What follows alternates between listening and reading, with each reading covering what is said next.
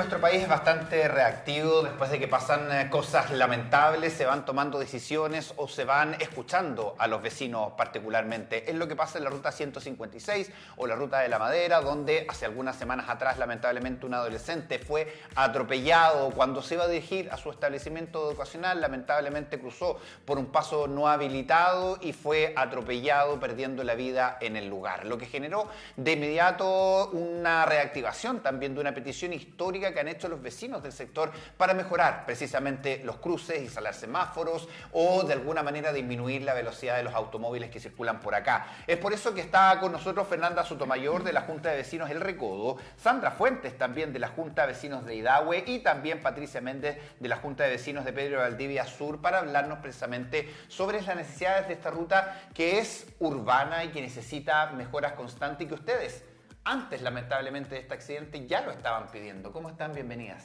Hola, buenos días. Buenos días. Gracias por acompañarnos en esta oportunidad. Y bueno, Sandra, precisamente desde la Junta de Vecinos de Idahue comienza a surgir con bastante fuerza. Ustedes en algún momento se manifestaron justamente a la bajada de Idahue, que intentamos es hacia arriba del cerro, ¿verdad? Por la ruta 156, porque es un sector que no tiene semáforo. Así es. No está semaforizado, bien digo, y para ustedes es toda una complicación poder entrar de manera segura a este lugar. Sí. ¿Para qué decir aquellas personas que llegan caminando? Que también existe, es brutal. Para que nos cuente, Sandra, todo el camino que han recorrido como Junta de Vecinos y el punto ya en el que deciden también juntar fuerzas con estas otras dos juntas de vecinos. Mira, lamentablemente esto es casi pan de todos los días, los accidentes en la ruta, en los primeros kilómetros deberían de ser considerados urbanos, pero estamos ahí como en tierra de nadie, es del MOP, por lo tanto el municipio tiene que pedirle autorización si quieren hacer algo, entonces ahí estamos, pero sí nos ha ido bien, digamos, porque al unir fuerzas con las tres juntas de vecinos, tenemos la misma problemática los tres. Ahora, evidentemente aquí tiene que haber un antes y un después de la pérdida de Diego. Como tú lo señalabas, cruzado por un paso no habilitado. Lo que pasa es que no hay ningún paso habilitado en la ruta, es decir, la gente, los peatones, en ningún lugar de la ruta hay un lugar habilitado. Por lo tanto, siempre tú vas a cruzar en forma imprudente, ilegal, digámoslo, porque no hay ningún paso habilitado. Sí, lo curioso es que acá, Sandra, hay paraderos, precisamente. Sí, ¿Cómo está hoy día esa llegada también de la conurbación, como se dice? Porque claro, este era un sector que, no sé, si lo miramos hace 10, 15 años atrás, era un sector, digamos, que estaba un poquito más alejado, si se quiere, de la urbe, pero hoy día está básicamente todo conurbado. Sabemos que hay paraderos instalados en distintos lugares, pero no hay cruces tan bien establecidos. ¿Cómo se está viviendo hoy día esa realidad? Bueno, cada vez está más urbano, o sea, es claramente urbano. Hay cada vez más condominios, se están terminando edificios, está el Recodo, después está Idahue, el Recodo, Pedro Valdivia, y entre medio hay muchísimas casas y nuevos condominios. O sea, es totalmente urbano. Y hasta el kilómetro 6 se genera esta situación. Y como dice Sandra, si bien se supone que es urbano, no tiene esas características. No tenemos veredas, no tenemos pasos de cebra, menos semáforos, ninguna de las características que debería tener. Entonces, bueno, es lo que estamos haciendo ahora, es juntarnos los tres barrios pidiendo que se tomen las determinaciones para que sea lo urbano que debe ser. Hay cada vez más gente, muchísima gente en el barrio, en la zona, y necesitamos que tenga las medidas de seguridad básicas. Sí. No puede ser que tengamos semáforos cada ciertos tramos y no haya cruces.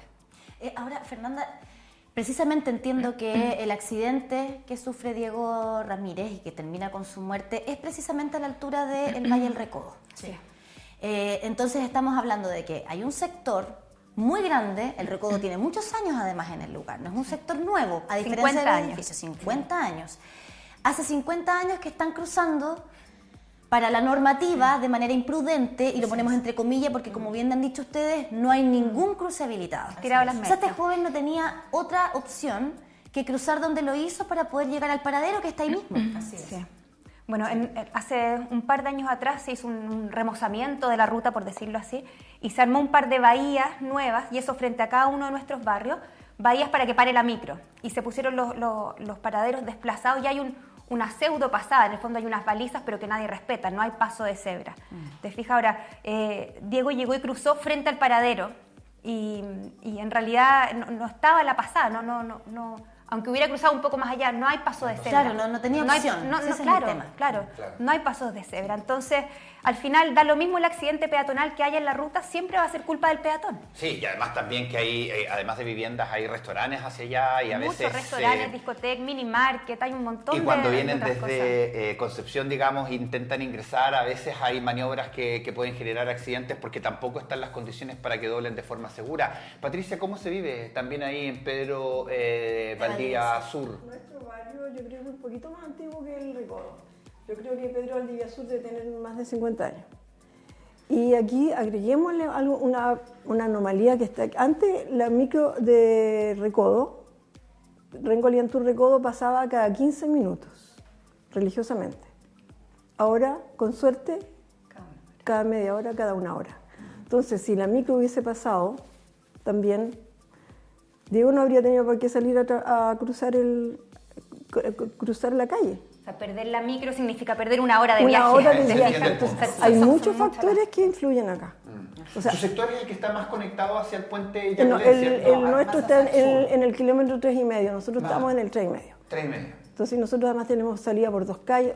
Olvídate, o sea, y esta cosa que están usando la ruta de la Madera como alternativa de Coronel y Lota. Entonces pasan y pasan. Para ir por sus pataguas. O sea, es imposible salir de nuestros barrios a las horas peak. El tráfico en la mañana es una locura.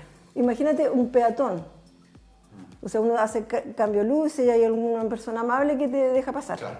Pero un peatón, no. Un peatón no tiene alternativa. No y hay eso ni es una lo alternativa. brutal. No hay locomoción, o sea, no hay nada. Porque si la Rengo Lientur pasara como tiene que pasar, en algo ayudaría.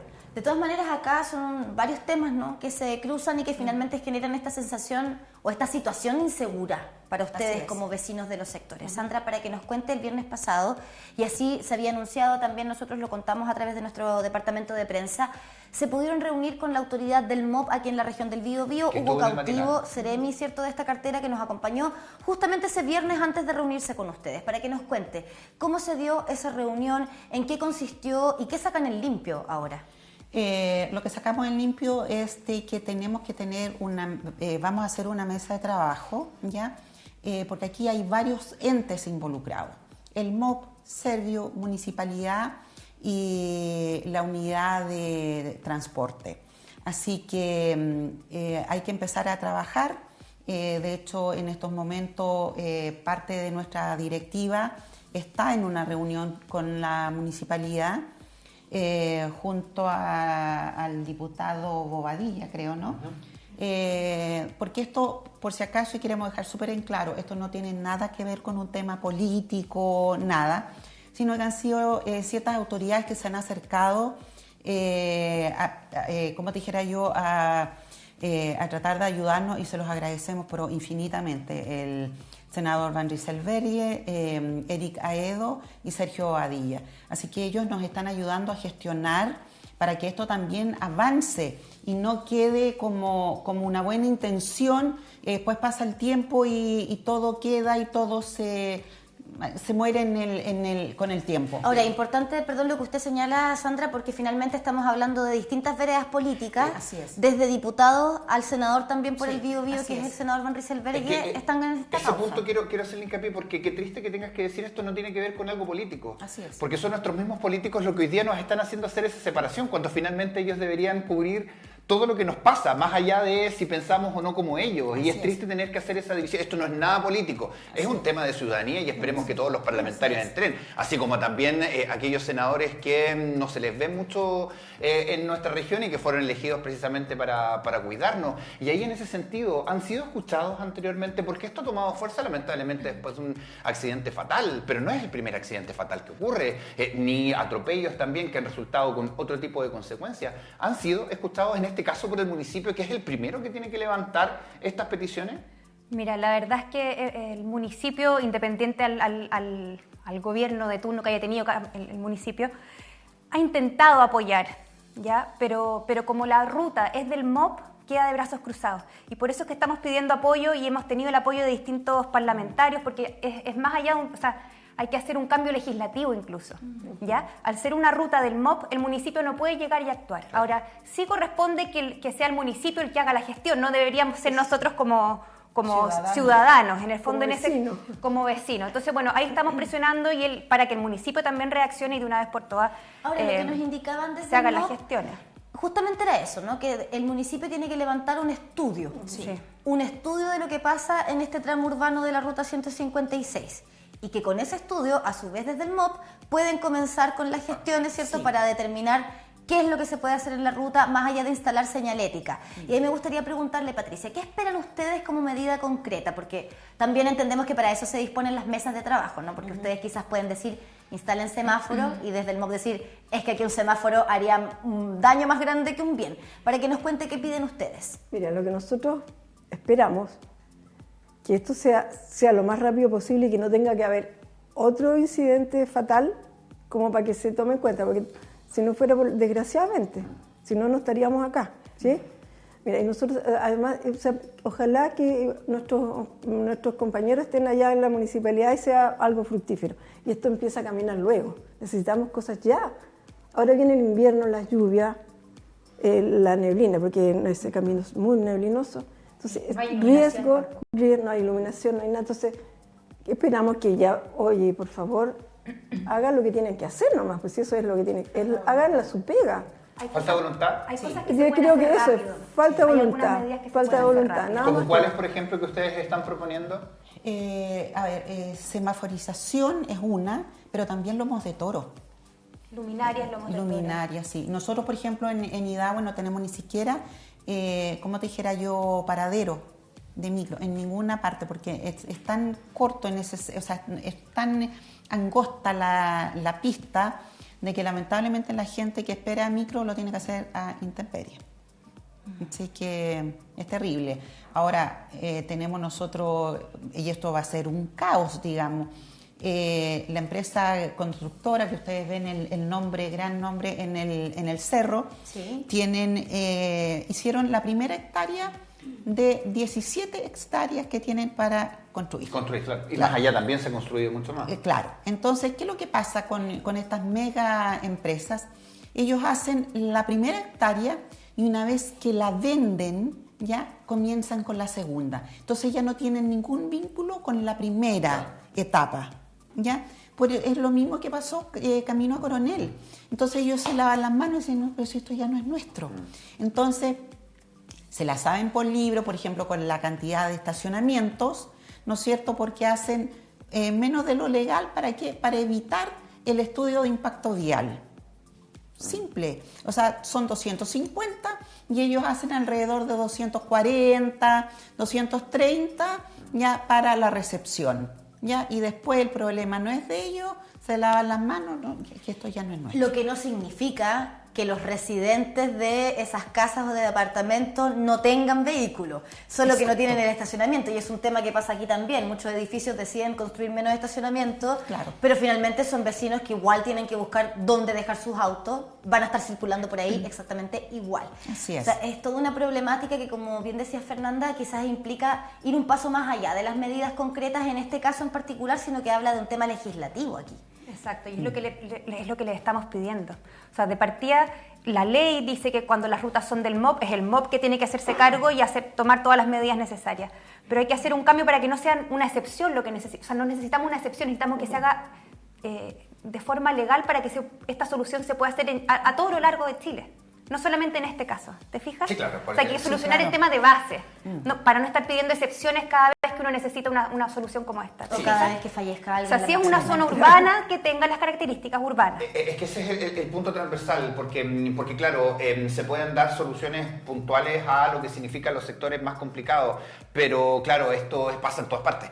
lamentablemente. O sea, no solamente pasa acá en el Gran Concepción, sino que pasa en todas las comunas, porque hoy día todos están teniendo esta necesidad de construir más casas y muchas veces se van a tomar caminos que antes no eran, o eran rurales muchas veces. Las ciudades están creciendo. Exactamente, entonces no va de la mano con esa mejora. Y ahí les pregunto, a propósito del día a día, con respecto a lo que pasa con tratar de salir de sus casas, tratar de tomar la locomoción, ¿qué pasa con el miedo de los papás también a la hora de, obviamente, tener que dejar a sus hijos a que salgan a hacer su vida, al colegio, la universidad? ¿Cómo se vive eso en el día a día?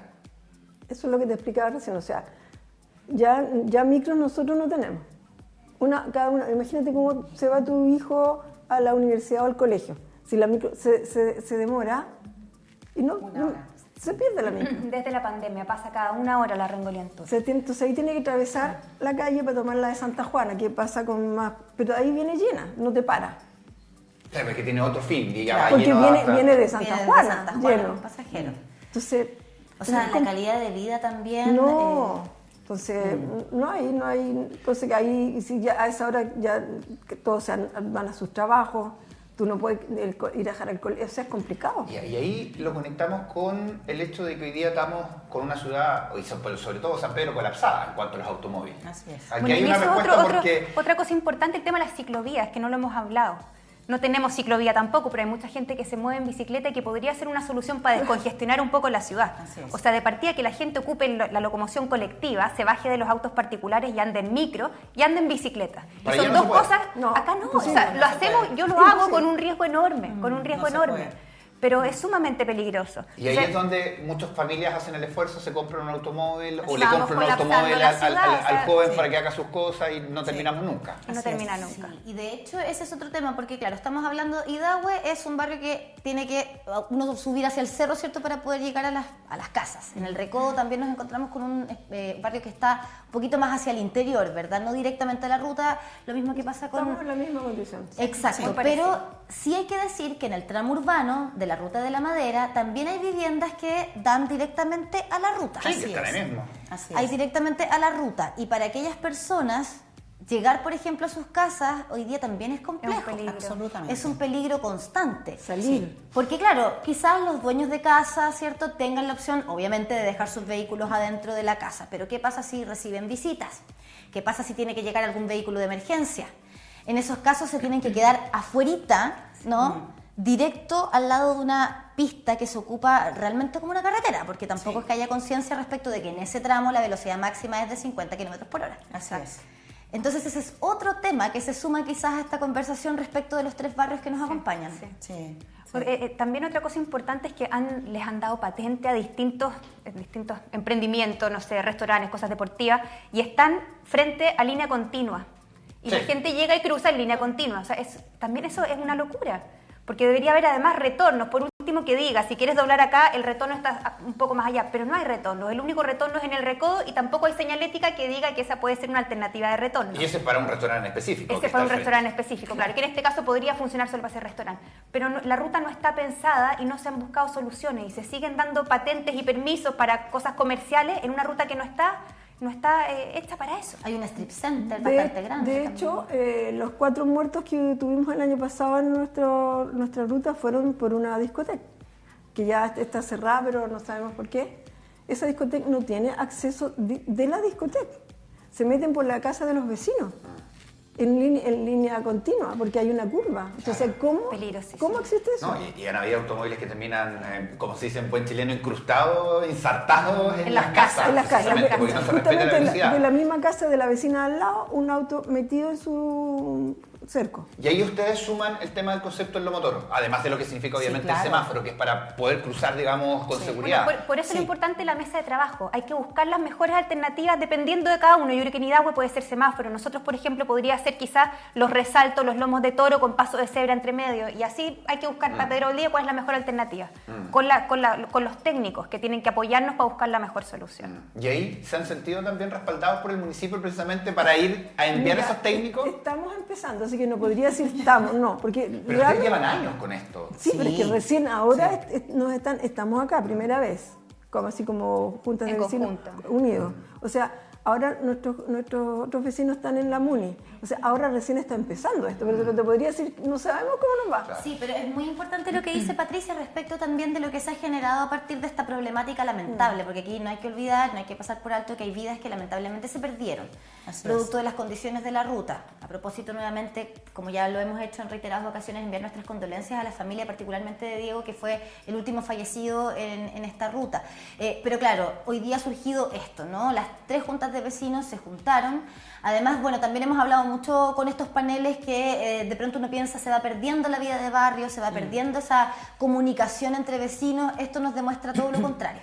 Hoy día ustedes están conectados y están con esta petición en conjunto. Hay vecinos ahora, en este momento, mientras hablamos en la Municipalidad de San Pedro, conversando justamente de esta temática. ¿Qué es lo que viene, Sandra?